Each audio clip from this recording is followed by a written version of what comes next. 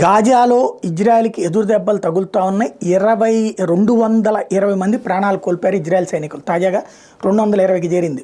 తాజాగా 27 మంది ఒకేసారి ప్రాణాలు కోల్పోయారు. గాజాలో ఒక బిల్డింగ్ని హమాస్ తీవ్రవాదులకు సంబంధించిన భవనాన్ని పేల్చేయడం కోసం బాంబులు అమరుస్తూ ఉండగా ఆ పేలుడు పదార్థాలు ఉన్నటువంటి సైన్యం మీదకి ఎదురుగుండా ఉన్న బిల్డింగ్లో నుంచి రాకెట్ లాంచర్తో దెబ్బతీసింది హమాస్ తీవ్రవాద ముఠ. దాంతో అల్కాసం బ్రిగేడ్స్, దాంతో ఆ బిల్డింగ్ కూలిపోయింది. ఆ కారణంగా ఆ పేలుళ్ళు జరిగిపోయి సైన్యం ప్రాణాలు కోల్పోయారు.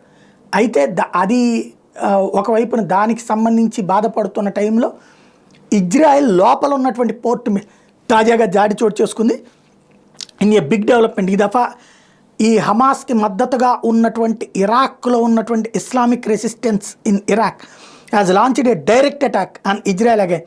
The Iraqi group claimed to have targeted the port of Ashdod in southern Israel. The Islamic resistance in Iraq also released a video of the drone attack to back its claims. The attack comes just days after the group targeted Israeli forces in Golan Heights. మొన్న మధ్యన Iraq నుంచి Golan heights మీద దాడి చేస్తే ఇప్పుడు తాజాగా పోర్టుని ధ్వంసం చేశామంటూ కొన్ని వీడియోల్ని రిలీజ్ చేసింది ఆ తీవ్రవాద సంస్థ.